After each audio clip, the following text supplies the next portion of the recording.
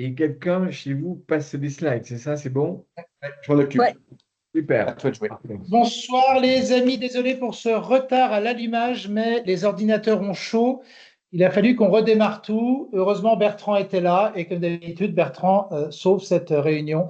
Que ferions-nous sans Bertrand? On a le plaisir ce soir d'accueillir Michel Dervedel. Michel Derdevet est un ami de l'UCHF. C'est pas la première fois qu'il vient nous parler. Il a occupé de nombreuses fonctions importantes, notamment de chef de cabinet de plusieurs ministres. Il a travaillé également dans le domaine de l'énergie, notamment chez Enedis, dont il a été membre du directoire. Et il occupe aujourd'hui deux fonctions éminemment importantes. D'abord, c'est notre propriétaire, et on Et s'incline oui, et devant lui oui, puisqu'il et préside oui. la Maison de l'Europe et des Européens à Paris. Et par ailleurs, il préside un think tank qui est extrêmement important qui s'appelle Confrontation avec un S Europe. Et je vous engage à aller voir le site de think tank et vous verrez que ce n'est pas un petit truc. C'est un think tank énorme qui produit, qui réfléchit, qui regarde l'avenir. Et ça tombe bien parce qu'on va parler d'Europe, on va parler du bilan de la présidence chypriote et des perspectives de la présidence irlandaise. Donc vous voyez qu'on va de Chypre à l'Irlande, on passe du chaud au froid. C'est tout ce que je vous souhaite pour la semaine à venir. Je crois qu'Anne-Marie souhaitait nous dire deux ou trois petits mots et après, Michel, c'est à vous pour Avec, le show. avec grand plaisir. Non, bah, tu as tout dit, Eric. Effectivement, invitation de Michel, c'est vraiment la continuité. Alors, pour les non-initiés, c'est pas la première réunion qu'on organise ensemble, soit avec Michel comme intervenant, soit en lien avec la Maison de l'Europe et avec Confrontation Europe. Et puis, pour l'anecdote, toujours, il y a quelques zénédisiens, donc un de ces anciens collaborateurs qui sont devenus consuls ou qui pourraient le devenir et qui nous rejoignent aujourd'hui. Donc, Michel, ton fan club est là. Et que je salue tout spécialement. Audrey, Ben, merci. Sébastien. Merci à toutes et à tous. Et je suis vraiment ravi de pouvoir échanger. Alors, c'est un peu. Bon, j'ai prévu quelques slides de support pour nous aider un petit peu dans cet échange. C'est un peu compliqué d'évoquer une présidence d'un État qui reste un petit pays, parce que Chypre, c'est pas un des acteurs traditionnels classiques qui a 50 ans de construction européenne derrière lui. Pourtant, c'est intéressant parce qu'il y a quand même des dossiers qui ont avancé. Et puis surtout, c'est important de replacer cette présidence chypriote dans la perspective de ce qui va démarrer le 1er juillet 2026, c'est la présidence, bien entendu, de l'Irlande. Donc je crois qu'il y a quelques slides qui doivent être disponibles, mais comme je ne les vois pas, ça va être un peu compliqué malheureusement, parce que bon, mais Ça y est, ça apparaît. voilà, en gros, j'ai intitulé le premier slide qui porte sur la partie 1, le bilan de la présidence chypriote, l'efficacité d'un petit État au service des grands dossiers européens. Et donc, Chypre, en démarrant sa présidence, avait placé sa présidence sous une devise, une union autonome ouverte sur le monde. Et en fait, Chypre, on peut le dire, pendant 6 mois, jouait un rôle de médiateur, de passeur de relais, et notamment, ça ne vous a pas échappé, la présidence chypriote est arrivée au moment où il y avait la crise en Iran, et donc les problèmes du détroit, et on a vu notamment à ce moment-là ce qui a pu se passer concernant les questions de défense et les questions de mobilisation de, de navires, notamment, l'incapacité des Anglais à pouvoir se mobiliser, des Britanniques à pouvoir mettre la Royal Navy à disposition au moment de cette crise majeure. Donc, vous voyez, le positionnement de Chypre à ce moment-là, a été assez central et politiquement pas évident. Chypre, pour mémoire, c'est un petit pays, je le disais, 1 380 000 habitants, poids économique au sein de l'Europe assez limité, 0,2% du PIB, et une croissance qui est plutôt autour de 3% pour 2026, ce qui est assez notable, puisque c'est une des meilleures croissances de l'Union européenne. Alors, que dire de plus? C'est que dans ces 6 mois de présidence chypriote, il y a eu quand même des élections législatives, le 24 mai précisément, et comme dans d'autres pays européens, ça ne vous aura pas échappé, une montée des extrêmes, avec la partition notamment de trois nouveaux partis, un parti qui s'appelle Elan, qui est un parti d'extrême droite, qui obtient 10,9% des voix et qui double ses sièges, qui passe de 4 parlementaires à 8 parlementaires. Un parti Alma qui fait 5,8% des voix, qui s'appelle Citoyens pour Chypre et qui est un parti centriste, réformiste, surtout guidé par l'anticorruption, puisque c'est l'ancien auditeur général Michaelides qui le préside. Et puis un parti, nouveau parti aussi, Démocratie Directe, ADK, qui a été fondé par un eurodéputé, un youtubeur qui s'appelle Panayotou et qui obtient lui aussi 5,4% des voix. Au final, donc ça veut dire qu'en plein milieu de cette présidence, ou quasiment, on a un parlement chypriote qui est très fragmenté, avec donc un problème de gouvernance qui fait que le président plutôt, Christodoulos, ben, il se retrouve avec un soutien limité des partis et avec quelque part aucune majorité qui se dégage, ce qui fait peser pour lui et pour la suite d'ailleurs un risque de blocage pour les futurs textes législatifs nationaux qui vont être bien entendu présentés. Donc c'est pas formidable hein, quand on se retrouve au milieu d'une présidence avec des problématiques politiques internes. C'est déjà arrivé à d'autres pays, je pense notamment à la France. Enfin, c'est quelque chose qui est plutôt handicapant. Nonobstant ces difficultés intérieures, les Chypriotes avaient fixé 5 priorités, 5 axes majeurs à leur présidence: l'autonomie par la défense, la sécurité et la préparation d'une défense européenne, l'autonomie par la compétitivité, l'ouverture sur le monde, et là aussi avec le recours à la notion d'autonomie, une union autonome de valeurs qui ne laisse personne de côté, et un budget à long terme pour une union autonome. On va peut-être détailler tout ça pour voir ce qui a été réalisé et pas réalisé. Alors, dans les résultats tangibles relevés, il va y avoir un slide qui résume tout ça. On peut noter en matière d'immigration et de contrôle de l'immigration, c'est un sujet politique chaud dans beaucoup de pays européens, un accord provisoire obtenu la dernière ligne droite, là, le 1er juin, sur l'adoption de procédures accélérées et de création de hubs de retour externes. C'est un sujet, vous savez, qui est un sujet qui fait partie de ce qu'on appelle le pacte asile-migration, pas le pacte asile-immigration, mais qu'il s'agit beaucoup de questions d'immigration. Mais c'est un des éléments, une avancée qui a été obtenue, et ça, on peut le mettre à l'actif de nos amis chypriotes. Concernant le pacte asile-immigration, toujours, il y a eu l'entrée officielle en application le 12 juin dernier, mais avec quand même quelques résistances de tout le dispositif global. Pourquoi il y a des résistances? Parce qu'on a des pays comme la Pologne et la Hongrie qui, nonobstant les changements politiques en leur sein, continuent à considérer que le sujet n'est pas bien traité et donc ils veulent des textes un petit peu plus durs, un petit peu plus rigides quant à la capacité de l'Europe d'accueillir ou de ne pas accueillir. Un des points à mettre à l'actif aussi de nos amis chypriotes, c'est la hausse assez significative du budget de 50% pour Erasmus. Alors, vous savez, ça fait partie d'un vieux combat. Moi, je participe à un cercle qui s'appelle Erasmus+, qui a été créé par Jean Arthuis il y a 3-4 ans. Et nous, on militait pour qu'il y ait une augmentation de 100% du budget. On n'y est pas arrivé, mais une tendance à l'augmentation de 50% sur la période 2028-2024, c'est plutôt significatif, parce que ça veut dire que Erasmus reste l'un des principaux postes budgétaires européens. Et j'aurais envie de dire tant mieux, parce que quand on interroge les citoyens européens sur différents eurobaromètres, la réussite d'Erasmus est considérée comme un des projets européens les plus incarnants de l'Union européenne. Et donc, par exemple, en France, il y a la moitié des demandes qui ne sont pas satisfaites parce qu'il y a un problème de budget pour financer tel ou tel projet dans le cadre d'Erasmus. Donc, on voit bien qu'il faut consolider Erasmus, 50% de plus obtenu dans le cadre d'un accord politique, dans le cadre de la présidence chypriote, c'est mieux que rien. Concernant les conflits ou le conflit russo-ukrainien, il y a eu validation le 23 et le 24 avril d'un prêt de 90 milliards d'euros à l'Ukraine et l'adoption de nouvelles sanctions. Vous savez, comme moi, que un des freins à cette décision, c'était bien entendu Orban et la position rigide de la Hongrie. Le fait que Orban ait été battu a libéré au niveau du Conseil la capacité d'engager ce financement. C'est quand même assez important. Et puis, a été aussi adopté à Chypre la prolongation pour 12 mois des sanctions économiques prises contre la Russie.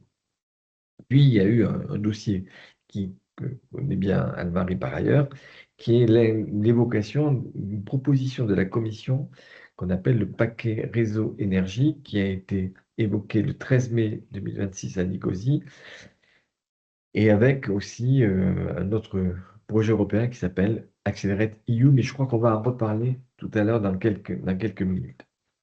Alors, le calendrier des réunions à Chypre, je vous l'ai indiqué dans un slide, c'est en fait une réunion centrée sur l'énergie. Mais pourquoi? Parce que l'actualité dans le Golfe faisait que ce n'était pas complètement exotique de parler d'énergie le 13 mai.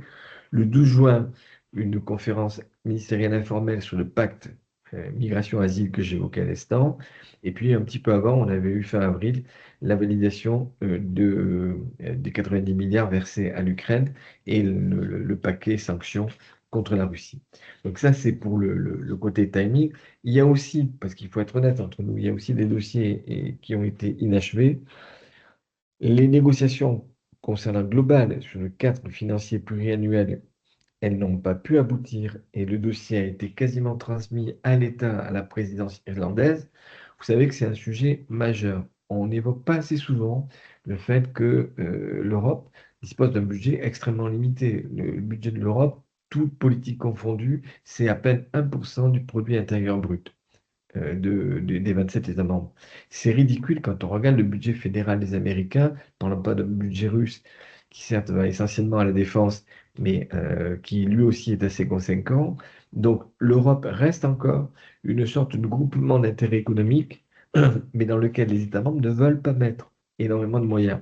Et donc ce qui est plutôt intéressant d'ailleurs de ma fenêtre, c'est que ils sont d'autant plus rechignants à financer et à allouer à l'Europe des moyens qui vont être critiques sur le fait que la même Europe ne fait pas telle ou telle politique. Donc, c'est quelque chose qu'il faut rappeler un peu à nos concitoyens sur le fait qu'il y a une très grande distorsion entre le discours sur l'Europe devrait faire ça, devrait aller plus avant en matière de santé, en matière d'énergie, en matière de défense, mais en même temps, tout ça ne peut se faire que si on est quand même à un moment donné avec un outil budgétaire conséquent. Et encore une fois, nous sommes ridicules par rapport aux moyens que l'État fédéral américain dispose. Et quand on regarde, par exemple, les dépenses que l'Europe a mis en place ces derniers mois en matière de défense, elles sont incommensurables. Je parle des dépenses européennes, il y a aussi des dépenses nationales, bien sûr. Mais les dépenses pour la partie européenne ont fait l'objet de beaucoup d'annonces avec tambour et trompette, et derrière, elles sont incommensurables avec ce que les Américains, dans le même temps, mettent sur le sujet. Donc, ce gap, il se creuse, et ça va être un des sujets politiques, notamment au Parlement européen, pour l'année qui va s'ouvrir, 2026-2027, parce il y a beaucoup de députés européens, quelle que soit leur sensibilité, qui militent pour qu'on mette des chiffres au regard des ambitions. Les omnibus législatifs, alors ça, c'est toute une série de textes qui ont été adoptés évoqués plutôt par le Conseil et non pas adoptés, qui viennent c'est une terminologie parce que la commission von der Leyen 2 a souhaité mettre en place ce qu'on appelle une action de simplification. En gros, revenir sur une série de textes et voir comment on peut mieux agir en limitant. Alors, avec au passage, et vous verrez dans Confrontation Europe, on a fait un dossier spécial sur la simplification des attendus qui ne sont pas complètement irrecevables. C'est parfois utile de rationaliser les règlements, les directives, les textes européens. Dans le même temps, si c'est pour abandonner des ambitions et pour céder au conservatisme divers et variés qui vise à limiter l'ambition de l'Europe, c'est pas le bon chemin. Et donc ce mot simplification, il est vraiment ambivalent. Regardez le dossier complet, il doit faire 50 ou 60 pages qu'on a fait dans le cadre de confrontation, et vous allez avoir des prises de parole, certaines positives sous l'angle, oui, oui, bien sûr, la simplification, ça va dans le bon sens de l'histoire, et d'autres qui mettent en garde sur le fait qu'il ne faut pas jeter le bébé avec l'eau du bain et que simplifier peut parfois camoufler, notamment sous la volonté de certains groupes politiques au Parlement européen, la volonté de détricoter. Bien entendu, le pacte vert et l'ambition écologique de l'Europe fait partie de ces risques d'un détricotage sous couvert d'omnibus législatifs. La faiblesse structurelle que j'évoque aussi dans le même slide, c'est que, bien sûr, que la présidence chypriote, elle a mis en évidence l'incapacité d'un petit pays qui représente à peine 0,2% du PIB à imposer un agenda de rupture sur tous ces sujets ou à débloquer seul des positions nationales divergentes. Chypre n'a pas, mais c'est pas faire insulte du tout à ce beau pays, mais n'avait pas le poids pour taper du poing sur la table et mettre au pied du mur, ce qui, par exemple, a été le cas au moment du Covid de la France et l'Allemagne, qui ont été capables d'insuffler au niveau du Conseil une position commune pour faire le grand emprunt Next Generation EU. Là, on était dans un moment politique plus faible. Il y a un point aussi que je n'aborde pas dans les slides, c'est que sur tous les sujets techniques, et ils sont nombreux, il y a une multitude de textes qui sont examinés. Si la présidence d'un pays est relativement faible, ceux qui gardent la main, c'est la Commission, parce que la Commission fait aussi une sorte de continuum dans tous ces dossiers qui relèvent souvent du trilogue. Et donc, à présidence d'un petit pays, souvent, on constate que la Commission gagne certains points. Je vais peut-être m'arrêter là sur la présidence chypriote et puis je vais aborder la présidence irlandaise et puis on jouera bien sûr, parce que c'est ce qui est intéressant aussi au jeu des questions-réponses. Alors, la présidence irlandaise donc, démarre la semaine prochaine. D'abord, changement par rapport à la présidence qui s'achève, c'est un pays rodé à l'exercice européen. L'Irlande, elle a à son actif 7 présidences, ça va être la huitième présidence qu'elle assume de l'Union européenne. Et surtout, c'est un des pays au sein de l'Union européenne dans lequel il y a la plus forte adhésion de l'opinion publique à l'Union européenne. 82% d'Irlandais qui adhèrent au projet européen. Tiens, question que je vous pose, on va voir qui c'est qui répond le premier. En France, on est à combien d'adhésion au projet européen? L'Irlande est à 82%. Vas-y, qui se reste, qui se jette à l'eau? J'ai peur que ce soit très triste. Alors, je confirme, c'est très triste. Et si 65% à peu près. Oh là là, ce serait formidable. 45, on est en dessous de la Ce moyenne. non, c'est même en dessous de 45, on est à 36,8%. Donc, c'est l'Eurobaromètre de février. Donc, ça veut dire qu'on est les derniers quant à l'adhésion au projet européen. La moyenne européenne, elle est à peu près autour de 50. Et ça veut dire que c'est quand même un point extrêmement problématique à l'horizon des échéances que nous avons en France, nous-mêmes dans quelques 10 mois. Ça veut dire qu'on est vraiment dans une cassure en termes d'opinion publique par rapport à l'Europe. Et donc, quand on compare, ne serait-ce que l'attribution des grandes politiques budgétaires européennes, la PAC, le Fonds social européen et tout, vers la France, et ce faible taux d'adhésion, on se dit qu'il y a un problème, moi je l'évoque souvent, c'est le problème de la connexion entre la France qui porte l'Europe, qui projette l'Europe, qui souvent fait un diagnostic, une analyse extrêmement pertinente et ambitieuse de ce que l'Europe pourrait faire, et puis comment derrière la société civile suit, comment nos citoyens comprennent et éventuellement adhèrent au projet européen. Ça, c'est un vrai sujet parce on a eu une dégradation de cette adhésion de la société civile au fil des ans qui renvoie au fait que malheureusement, des grandes structures comme le mouvement européen, les maisons d'Europe, les think tanks européens, aujourd'hui, ils sont dans nos pays très fragilisés, très faibles, y compris au plan financier. Et donc, il ne faut pas s'étonner si derrière le relais n'est pas pris et si l'opinion n'adhère pas. Mais pour moi, c'est un des sujets politiques majeurs de 2027, c'est ce décalage sur l'Union européenne. Et je ne sais pas si parmi les candidats, il y aura l'un ou plusieurs qui prendront l'Europe de manière dynamique et positive, ou alors est-ce qu'on va se retrouver, sachant ce chiffre de 36, quelques pourcents d'adhésion, avec une sorte de langage commun anti-européen. Je crains que malheureusement, il y ait plus ce deuxième comportement qu'une volonté de mobilisation. Bon, bref, on revient à l'Irlande. C'est de ma fenêtre un médiateur expérimenté qui est j'ai mis ça dans le slide, une sorte de courtier honnête et qui va sans doute jouer le pont assez efficace entre les États membres. Et donc, je pense qu'on va passer dans une autre tonalité. Il y a 3 piliers stratégiques qui s'annoncent à l'horizon 2024-2029. C'est bien sûr, l'Irlande aura traité la question des valeurs, la consolidation de la démocratie de l'État de droit défini comme le socle indispensable à la prévisibilité économique et à des investissements durables. Il y a bien sûr des questions de sécurité qui sont urgentes.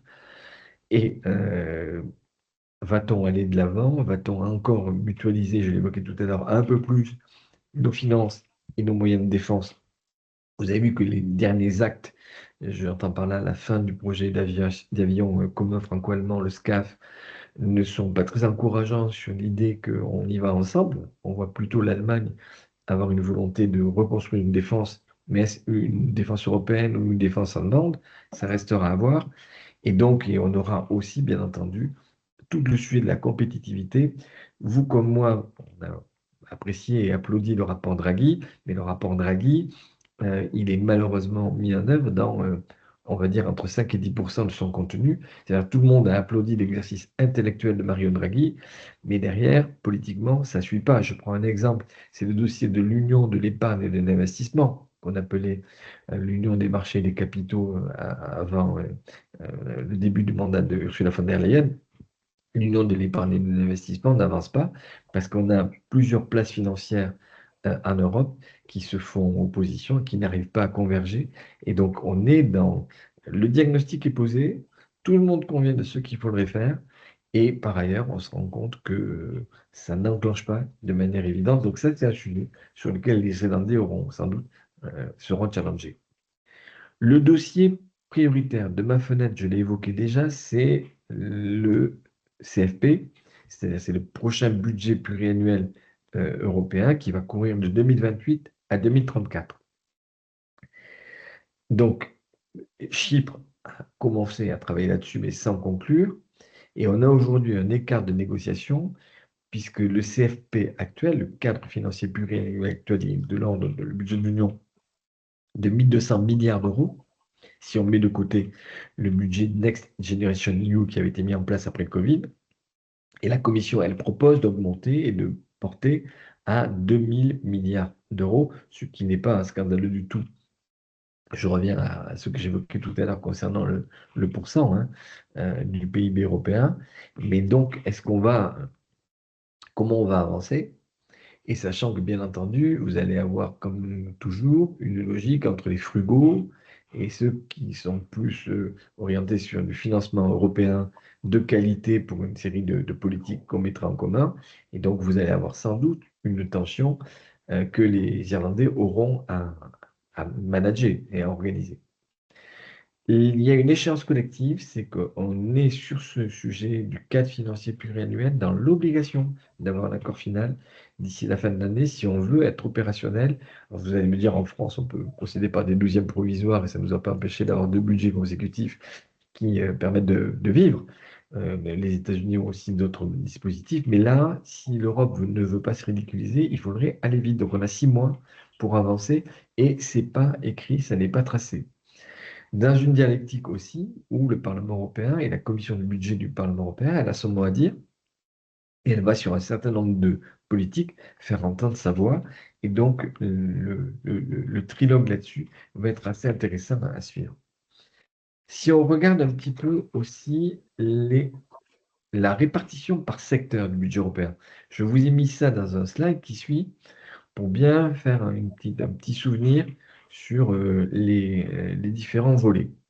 Le principal volet, ça reste bien sûr la politique agricole commune et la politique de cohésion, donc deux fonds, le FEDER et les fonds agricoles qui consomment à peu près 44% du budget de l'Union européenne. On a derrière tout ce qui relève des budgets compétitivité, 21%, l'action extérieure, 10%, le remboursement de l'emprunt pour Next Generation EU qui va peser 8,5% du budget à venir.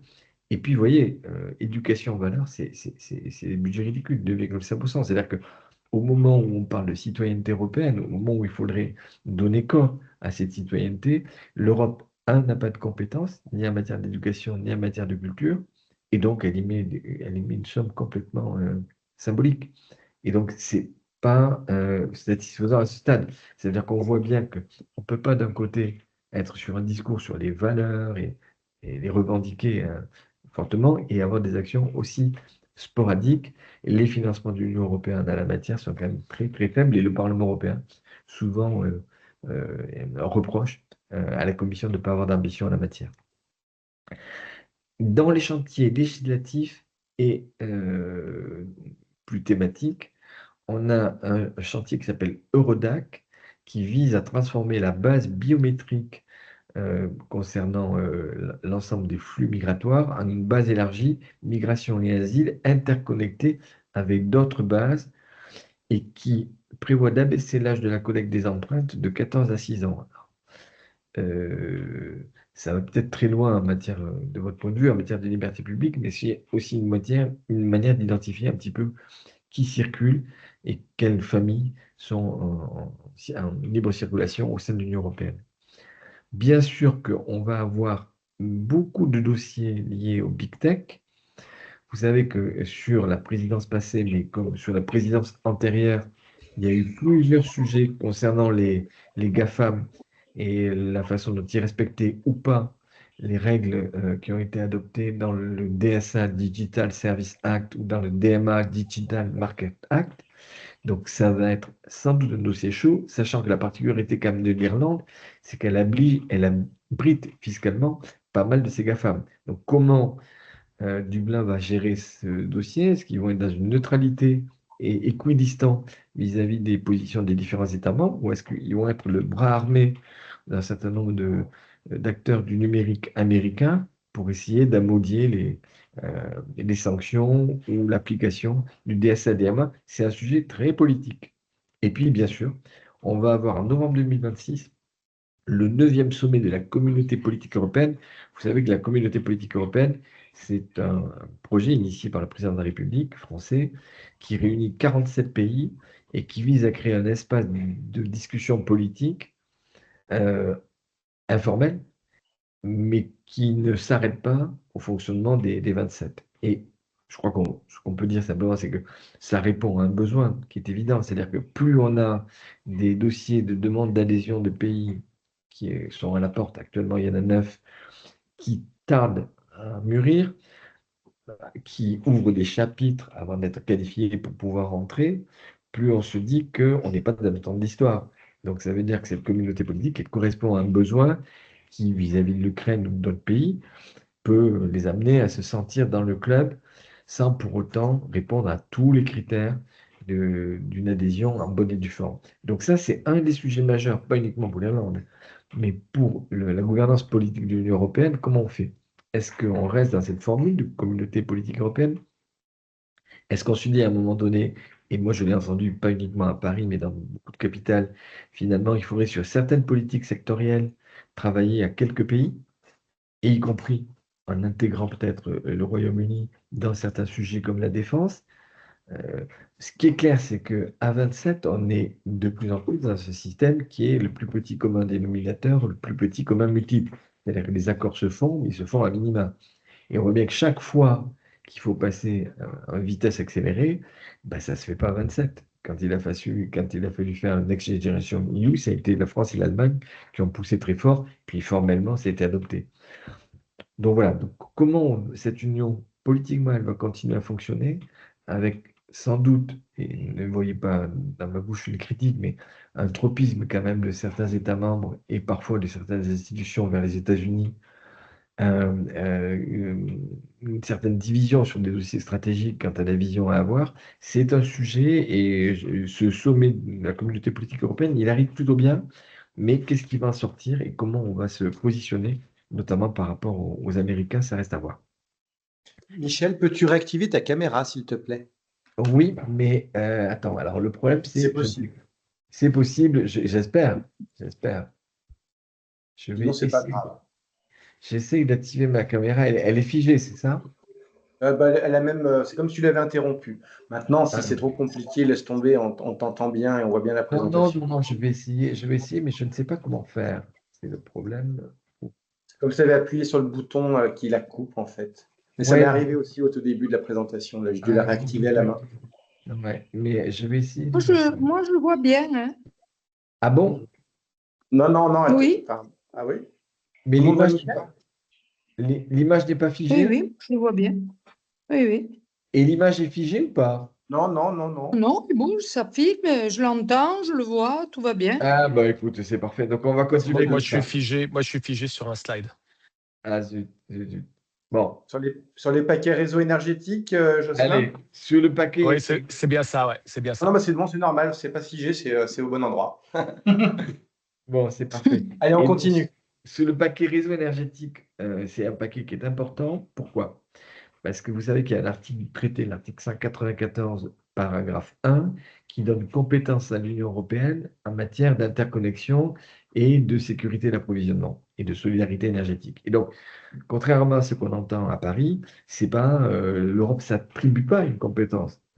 On a un article du traité qui dit que même si, c'est le paragraphe 2, les États gardent le pilotage du mix énergétique, du choix de leur politique énergétique, il y a des sujets de coopération qui peuvent relever du niveau européen et ils sont cités comme les interconnexions et comme notamment les questions de sécurité d'approvisionnement. Donc la Commission, elle a tout à fait son rôle quand elle propose, quand elle évoque des lignes transfrontalières, plus de réseaux pour sécuriser l'approvisionnement en période de pointe et faire circuler notamment les renouvelables.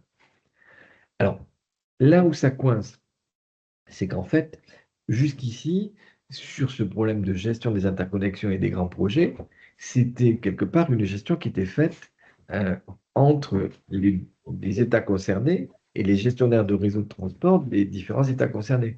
C'est-à-dire que les rentes d'interconnexion, ou les revenus, le modèle économique, c'était géré entre les opérateurs de réseau, les RTE de chaque pays concerné, et puis les régulateurs des différents États membres. Malheureusement, pour eux, bah, la Commission dit qu'il faut qu'on lève le microscope et le sujet des réseaux, c'est un sujet global. Et si rente il y a, elle doit servir à un moment donné aussi à favoriser des projets ailleurs, là où il y a des goulets d'étranglement, et c'est peut-être pas là où la rente est perçue. S'il y a une interconnexion quelque part, bah, peut-être qu'il y a une priorité de construire en réseau ailleurs. Et donc, elle propose de mutualiser tout ça. Et donc, on a deux pays qui sont vent debout contre cette idée, c'est la Suède et c'est la France, et qui ont été assez vocaux, se sont fait entendre pour combattre cette idée. Donc, ça n'est pas tranché. Ce sujet sera aussi débattu dans le cadre de la présidence irlandaise. Il y a aussi sur le paquet réseau une question de modernisation et de numérisation. Tous les amis qui sont des Nedis le savent, les smart grids, ben, c'est l'avenir. Parce que plus on aura de l'intermittence des réseaux de production décentralisés, plus il y aura nécessité d'avoir une gestion intelligente. Le rôle des gestionnaires de réseau, notamment de distribution, sera central dans ce cadre. Et pour l'instant, c'est un sujet qui est un peu orphelin, hein, qui n'est pas tellement traité au niveau de Bruxelles et qui devra l'être. Bien sûr qu'il va y avoir un sujet d'accélération et de simplification concernant les délais de construction et donc là, le sujet de la simplification des règles et des permis se posera. Vous savez que les grands projets d'interconnexion, c'était le cas sur France-Espagne, ça peut dériver sur 6, 8, 10, 12 ans. Quand j'étais à RTE, nous, on se battait avec le président de RTE de l'époque, Dominique Maillard, pour qu'il y ait des schémas où toute avancée dans le cadre de la construction de l'interconnexion ne puisse pas être remise en cause par une procédure, un recours qui remettrait à bas toute procédure. Et vous savez qu'en France, par exemple, on a une ligne électrique qui alimente Nice et le projet avait abouti jusqu'au moment où, à un moment donné, il y a eu un recours d'une association. Une fois l'autorisation, la déclaration d'utilité publique obtenue, et qui a fait capoter le débat public et tout le processus démocratique a été adopté. Donc l'idée là d'avoir peut-être des systèmes de crans qui permettent bien sûr à la démocratie et tous les recours de s'exercer, mais à un moment donné de ne pas se retrouver 6, 7, 8 ans plus tard avec une interconnexion qui se retrouve attaquée et détruite parce qu'à un moment donné il y a des oppositions, ça va sans doute revenir dans le débat.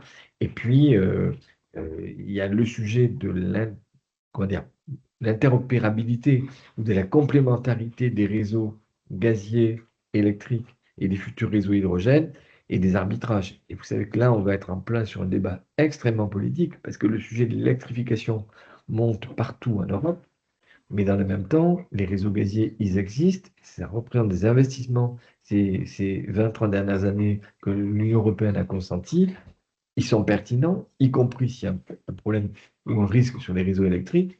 Et donc, on risque d'avoir un débat un peu, voilà, comme toujours sur les sujets énergétiques, un débat un peu clivé sur ce problème de savoir à quelle vitesse on passe à l'électrification. Je crois que la tendance, elle est posée. Mais est-ce que par ailleurs, alors qu'on a poussé les énergies décarbonées, qu'on a poussé par ailleurs fortement le biogaz, on s'amuse à mettre une croix dessus Je ne sais pas comment tout ça, ça va s'organiser. Ça promet sans doute quelques débats assez chauds. Je termine avec tout un slide sur des, euh, euh, des jumelages qui existent déjà entre des comtés. C'est un peu anecdotique, euh, cette, ce dernier slide, mais les Irlandais ont la particularité d'avoir mis en place des initiatives de jumelage entre des comtés irlandais et des États membres. Donc, c'est les seuls à pratiquer de la sorte. De ma fenêtre, c'est pas idiot parce que ça renvoie à une compréhension par les habitants d'un comté irlandais de ce qu'est la réalité de notre pays, pouvoir accueillir des nationaux de cet autre pays en Irlande. Et donc voilà, c'est un exemple peut-être à méditer, je vous l'ai mis parce que ça renvoie un petit peu à vos qualités de consul, mais on pourrait envisager que d'autres États, dont la France, s'inspirent de tout ça et développent cette logique de jumelage. La France pratique pas, ou a beaucoup pratiqué le jumelage au lendemain de la Deuxième Guerre mondiale, mais aujourd'hui, c'est quelque chose qui est un peu ralenti. Moi, je suis président de la Maison de l'Europe de Paris, ça a été rappelé tout à l'heure. Paris est jumelé avec une seule ville, c'est Rome. Ça a été un choix politique qui a été fait, mais j'ai eu l'occasion d'en parler avec Emmanuel Grégoire. On peut tout à fait envisager qu'il y ait d'autres villes en Europe qui soient jumelées avec Paris. Pourquoi pas, ça ouvre les yeux. En tout cas, l'exemple irlandais montre qu'on peut descendre à des niveaux assez bas en termes de démocratie, à des niveaux de comté en l'occurrence, pour jouer ces stratégies de jumelage. Donc voilà, il est 45. On peut garder peut-être effectivement un peu de temps pour les questions. Et désolé encore de ces problèmes techniques de connexion entre nous. Alors, la parole est à vous. Et sachant qu'on vous fera suivre, bien sûr, les slides et puis un document écrit que j'avais préparé avec des équipes de confrontation qui développe toutes les thématiques. Parce que là, en une demi-heure, trois quarts d'heure, c'est un peu rapide. Et donc, on vous fera suivre toute l'équipe, Bertrand et toute l'équipe vous enverront les deux documents. Pas de souci. Alors, qui souhaite s'exprimer? Prenez la parole, allez-y. Pour la première, comme d'hab, pour laisser aux autres le temps de préparer. Il y a une des questions que tu poses qui me paraît majeure, c'est celle de la décision. Et je voulais avoir ton opinion sur le choix à l'unanimité ou à des majorités significatives. Comment on peut faire évoluer la prise de décision en Europe? Ah, c'est une bonne question de Marie. Moi, je la prends volontiers d'entrée de jeu. La question qu'il y a, c'est que si on n'est pas d'ailleurs, le chancelier allemand s'est exprimé là-dessus, l'idée d'aller vers la majorité qualifiée sur la plupart des textes serait une idée qui permettrait déjà d'avancer, quoi. Et aujourd'hui, on se rend compte on a deux problèmes. Le premier problème, c'est que nos citoyens, nos concitoyens, comprennent pas très bien que l'Europe ne fait que des politiques dans les domaines où nous avons, nous, États membres, transféré une compétence au niveau européen. L'Europe, elle ne s'attribue pas des compétences. On lui a dit en 1957, notamment, l'agriculture, le commerce international, la concurrence, ça fait partie des domaines dans lesquels l'Europe, elle a une compétence pleine. Et par ailleurs, on a maintenu pour la plupart des domaines une compétence partagée. Et dans ces compétences partagées, l'idée de base, c'est que c'est le Conseil, les États membres, qui sont les législateurs de droit commun. Donc ça veut dire que loin de l'histoire qu'on nous raconte sur c'est la Commission qui impose, qui récupère, euh, ceux qui ont la main encore aujourd'hui, c'est le Conseil, c'est les États membres, et qui peuvent bloquer, et qui le plus souvent bloquent, et donc font qu'on avance, si c'est ta question, à une vitesse plutôt mesurée. Donc la réponse plus précise, c'est majorité qualifiée, et j'en profite pour aussi un point de droit, mais qu'il faut rappeler, sur la subsidiarité. Alors souvent, on nous dit, ah oui, mais quand même, il faudrait que l'Europe, elle ne s'occupe pas de tous les sujets, il faudrait qu'elle laisse sur le lait pasteurisé la possibilité à nos campagnes de faire des fromages, tout. Ce n'est pas du tout ça, la définition juridique de la subsidiarité. L'article 5 du traité dit, l'Europe n'intervient dans les domaines sur lesquels elle n'a pas eu de compétences transférées que si elle peut faire mieux et à la demande des États une action qui n'est pas satisfaite au niveau local, national et donc qui de ce fait s'impose au niveau européen. Donc vous voyez, la subsidiarité telle qu'elle est en droit européen Et en pratique juridique, c'est simplement le fait qu'à un moment donné, l'Europe n'intervient que s'il y a une action qui est défaillante ou un vide qui se fait au niveau local, régional ou national. Vous voyez qu'on est très très loin de ce qu'on entend parfois dans nos villes et nos campagnes sur la subsidiarité qu'on revendiquerait comme une sorte de domaine sur lequel on ne voudrait pas que l'Europe travaille. Donc l'Europe, elle est vraiment exactement comme il y a un siècle. Vous savez, quand les services publics en France ont été créés, le Conseil d'État a défini les services publics comme les domaines dans lesquels l'action privée n'était pas satisfaisante et dans lesquels il pouvait y avoir une meilleure action à travers une démarche de service public. C'est pour ça que les premiers services publics, ça a été des abattoirs. Parce que c'était plus, en termes de propreté, de contrôle sanitaire, c'était plus performant. Mais l'Europe, c'est exactement la même chose. Ça veut dire que ça n'est que ce que nous voulons qu'elle soit. Et c'est pour ça que Jacques Delors a appelé son think tank Notre Europe. L'Europe, ça n'est que notre Europe. Donc il faut aussi le rappeler un petit peu, me semble-t-il, en France parfois. On a une question de Nicolas Rességuier, si vous voulez prendre la parole. Oui, bonjour, merci pour ces propos très intéressants. Alors, j'avais deux questions. Une sur les 10 ans du Brexit. Oui, Comment c'est ressenti, perçu en Irlande? Est-ce que ça peut avoir une influence sur l'action, l'attitude de l'Irlande dans les mois qui viennent? Et puis, deuxième question sur la migration. Donc là, il y a le pacte asile et migration, tu l'as dit, mais il y a quand même encore des débats, notamment sur les fameux hubs de retour, qui sont quand même, oui. à mon avis, extrêmement discutables. Quelle est la position de l'Irlande là-dessus? Merci. Alors, sur le premier point, d'abord, aujourd'hui, il y a en Grande-Bretagne, il y a la chute de Starmer a un peu étonné, en plus avec une concordance de date, 10 ans après le Brexit, qui était quand même assez étonnante, quoi. Euh, je ne sais pas comment les Irlandais vont se positionner par rapport à ça. Je pense qu'il y avait une conférence à la Maison de l'Europe avant-hier là-dessus. Ce qui est clair, c'est que, y compris ceux qui sont pour le retour, le rejoin dans l'Union européenne, sentent que ça va être très compliqué à faire. Pourquoi? Pour deux raisons. D'abord parce que, pour avoir parlé avec plusieurs amis anglais, l'idée de réouvrir un débat dans les familles anglaises sur on y revient ou pas, ça a laissé des traces indélébiles. Ça veut dire que toutes les familles ont été fracturées entre des, des partisans de la sortie, des partisans du maintien. Et donc, aujourd'hui, ce qui domine dans toutes les formations politiques anglaises, c'est qu'avant de se remettre dans une psychose collective autour de ça, je pense qu'il va y avoir une réflexion importante. Les sondages aujourd'hui donnent 62% des Anglais favorables au retour dans l'Union européenne. Mais les mêmes souhaitent revenir avec des clauses très particulières. C'est-à-dire les mêmes souhaiteraient revenir avec un peu le statut qui avait été accordé à Mme Thatcher à l'époque, notamment par le président français, avec un statut un peu exorbitant. Or, ça ne sera pas jouable. C'est-à-dire que s'ils reviennent, ils devront revenir comme un certain nombre de pays qui aujourd'hui sont dans le process d'adhésion à l'Union, et on ne va pas leur faire un pont d'or après tout ce qui s'est passé. Je vous renvoie à l'excellent livre de Michel Barnier, La Grande Illusion, qu'il a publié en mai 2021. Donc le processus a été extrêmement brutal de la séparation.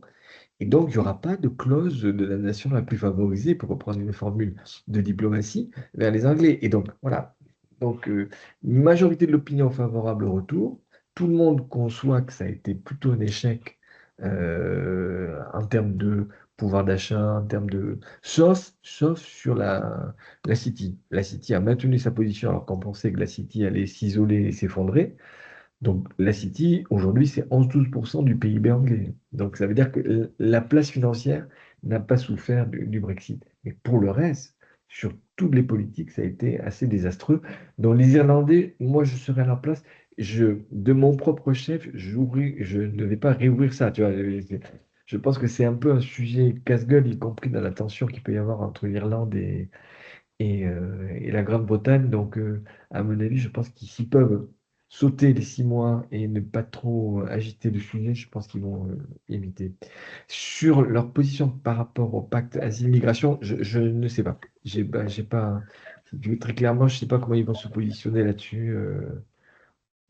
J'ai- je- Je n'ai Une pas d'idée. question de Jocelyn Le Gall, consul honoraire de France à Cork, en Irlande, et membre associé de l'UCHF. Merci, merci beaucoup. Merci, Monsieur Derdevey, et puis merci aussi à Bertrand et Eric pour l'organisation de ce webinaire. Alors oui, comme tu as dit, Eric, donc je suis basé à Cork en Irlande. Il y avait une question par rapport au jumelage. C'était une initiative. Alors c'est pas une question particulière, c'est juste simplement quelques compléments, mais Monsieur Derdevey a bien donné toutes les informations utiles.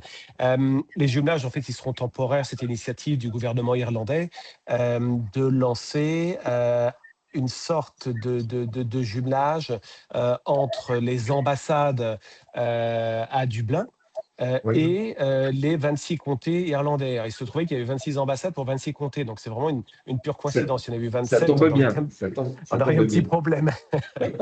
Euh, voilà, donc du coup, c'est pour 6 mois. Et le principe, tout simplement, c'est d'organiser, alors surtout pour la France, qui est très, très active. Oui. Cork était un choix très stratégique. Ils n'ont pas souhaité Dublin. Cork a été souhaité tout simplement parce qu'il y a des projets de forte importance, notamment l'interconnecteur celtique. Vous avez parlé Bien sûr. voilà, vous avez parlé en fait de cette indépendance énergétique. L'Europe, il faut savoir que bien sûr, comme on a parlé aussi du Royaume-Uni qui a quitté l'Europe il y a 10 ans maintenant et qui a causé des problèmes en Irlande catastrophiques puisque l'Irlande était complètement dépendante du Royaume-Uni pour son énergie. Exactement. Voilà, donc ce câble, souterrain qui va partir de Cork et qui va arriver à Roscoff en Bretagne, qui est maintenant un petit peu de retard d'ici 1 an ou 2, va permettre à l'Irlande de pouvoir consolider de plus en plus son indépendance, mais surtout d'avoir des possibilités bilatérales avec des nouvelles offres, puisqu'en Bretagne, je suis de Bretagne, on avait aussi ces difficultés, on est en fin de parcours, hein, si vous êtes travaillé chez Enedis, ça a toujours été compliqué la Bretagne pendant l'hiver. Mais dans tous les cas, maintenant, on aura Et maintenant, de meilleures offres. et maintenant, en été. Et maintenant, on était. Oui. En effet. Donc, du coup, ce sont des. D'ailleurs, pour pas dire, c'est le premier programme d'une telle envergure entre la France et l'Irlande, puisque c'est un programme à plus d'1 milliard d'euros, cofinancé par l'Europe, la France et l'Irlande. Donc, c'est un des projets les plus concrets que j'ai vus jusqu'à maintenant en Irlande. À partir de ça, forcément, l'Irlande va avoir aussi des challenges en plus de l'Europe, c'est-à-dire que dans sa population, eh ben, il va falloir trouver des solutions pour sa crise immobilière, la crise structurelle aussi dans le médical. Donc il y a beaucoup de travail que l'Irlande doit mettre en place. Et c'est une aubaine justement ces 6 mois de pouvoir travailler avec ses partenaires européens pour mettre en avant des besoins en Irlande, mais aussi des besoins en Europe et d'un point de vue géopolitique beaucoup plus important. Il faut savoir qu'à Cork aussi, vous avez mentionné Michel Barnier. Oui. Il n'est pas anodin qu'il soit invité pour le 14 juillet à l'ambassade également. Alors, ce n'est pas une information cachée, parce que c'est maintenant en public, mais Michel Barnier est invité donc, à Dublin, et ce n'est pas sans raison s'il est invité également. Bien sûr. À Cork, c'est plus d'une centaine d'événements qui sont prévus entre la France et et ou l'Europe de façon plus générale, mais qui inclut la France. Donc, c'est pour dire qu'il va se passer beaucoup de choses sur 6 mois.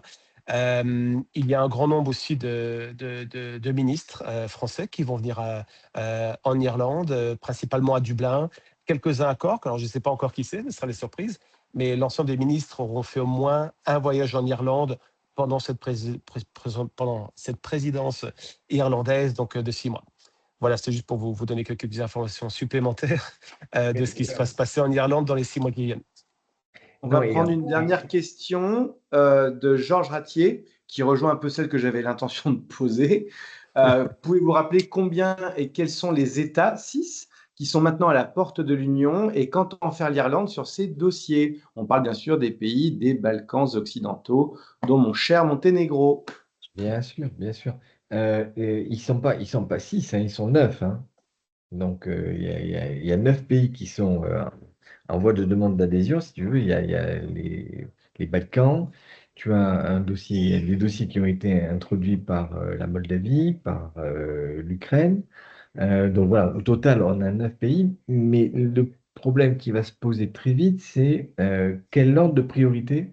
Et ça, c'est un sujet politique, puisque l'adhésion suppose l'unanimité du Conseil. Donc, on n'est pas dans, et donc, comment on priorise? Et donc, tous les 9 pays qui sont en demande aujourd'hui d'adhésion, bah, ils font des efforts diplomatiques extrêmement importants au niveau de Bruxelles, au niveau des institutions, et au niveau aussi dans chaque État membre, pour essayer d'être les premiers qualifiés. Donc, c'est c'est- c'est- c'est, euh, c'est le sujet diplomatique que chaque présidence a à gérer, avec, bien entendu, des calendriers à la fois, des arbitrages entre les calendriers politiques, l'Ukraine par exemple, et puis le calendrier économique. Ça veut dire que par rapport à des opinions publiques qui sont aujourd'hui dans tous les pays européens très réluctantes au fait d'élargir, l'élargissement est quand même un des sujets qui inquiète parfois.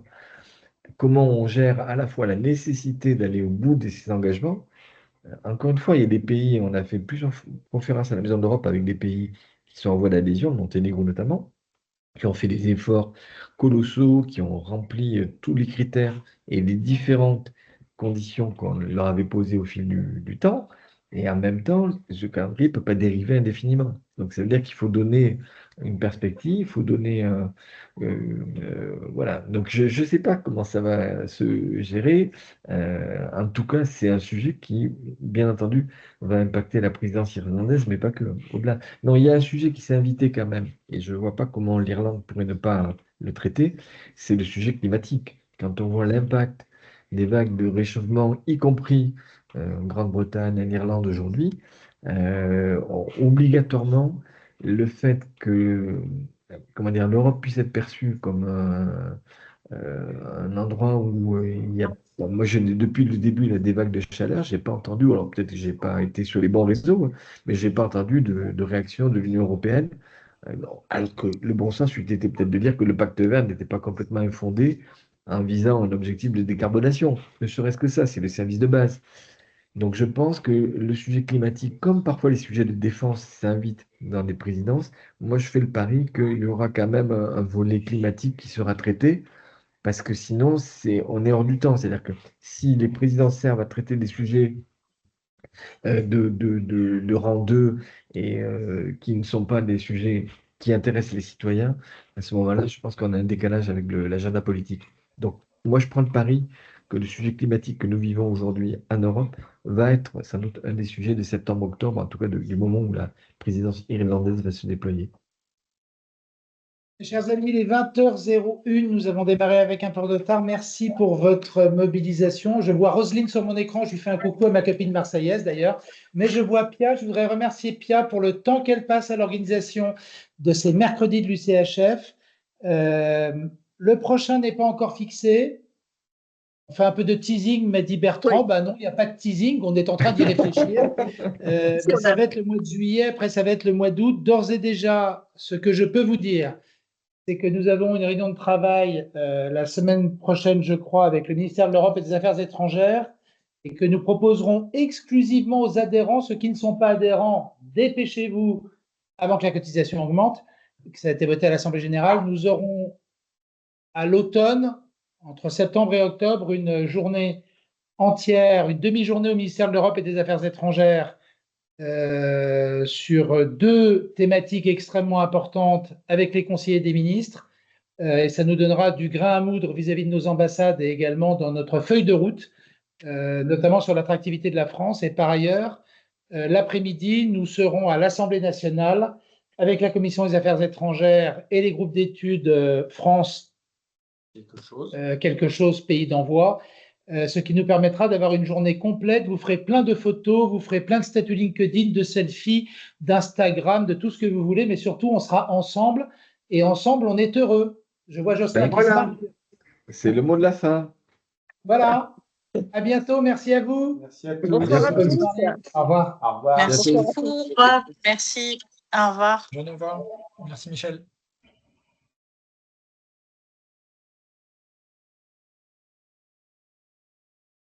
Au revoir.